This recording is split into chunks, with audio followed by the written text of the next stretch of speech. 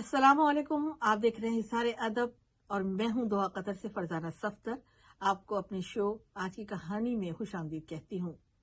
आज की कहानी का उन्वान है आंखों वाले अंधे। किसी शहर में बहुत ही खूबसूरत एक लड़की रहा करती थी। सब उसकी खूबसूरती को देखकर दंग रह जाते थे। बस खामी ये थी कि वो आंखों से अंधी थी। एक मर्तबा एक लड़के ने उसे देखा तो हैरान रह गया। उसकी खूबसूरती से वो बहुत मुतासिर हुआ और उसने शाम को ही उसके घर में रिश्ता भेजा शादी के लिए। लेकिन लड़की ने इनकार कर दिया और उसकी वजह उसने ये बताई कि मैं अंधी हूँ, मैं दुनिया नहीं देख सकती, तो मैं नहीं चाहती कि मेरी वजह से किसी की जिंदगी बर्बाद हो जाए। लड़के ने कहा, तो क्या तुम्हें जब आंखें मिल जाएंगी तो तुम शादी कर लोगी? उसने कहा, हाँ, अगर मुझे आंखें मिल जाए तो मैं जरूर शादी करूंगी। उसने सोचा कि ये कैसी लड़की है, मैं जब अपनी मर्जी से उसे शादी करने को तैयार हूँ, उसे अपनाने को तैयार हूँ, तो ये इनकार कर रही है। बहरहाल वो मायूस होकर चला गया।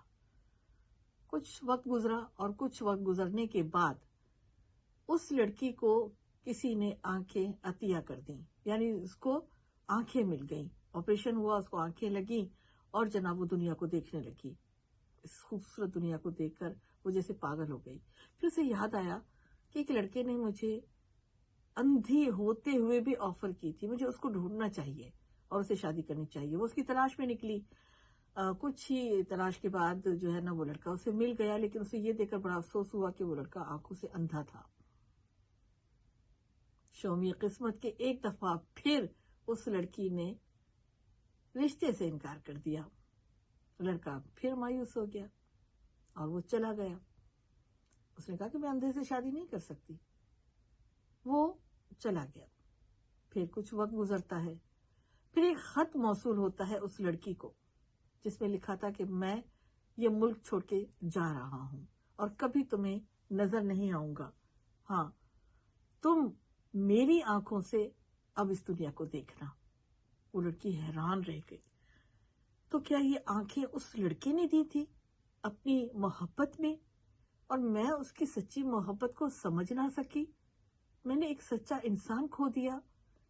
फिर तो वो उदास हो गई। उसने बहुत ढूंढा उस लड़के को, बहुत ढूंढा, लेकिन वो लड़का फिर कभी जिंदगी भर उसे नहीं मिल सका और सारी जिंदगी वो इसी पछतावे में और रोने धोने में उसकी गुजर गई।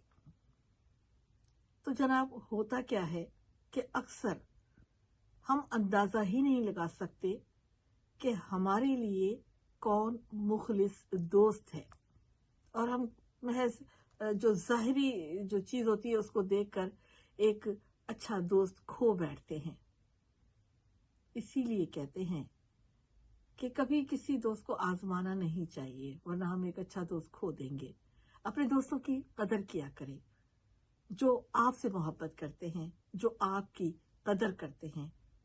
आप उनकी कदर कीजिए और उनसे मोहब्बत कीजिए, वरना जिंदगी भर का पछतावा आपको जीने नहीं देगा।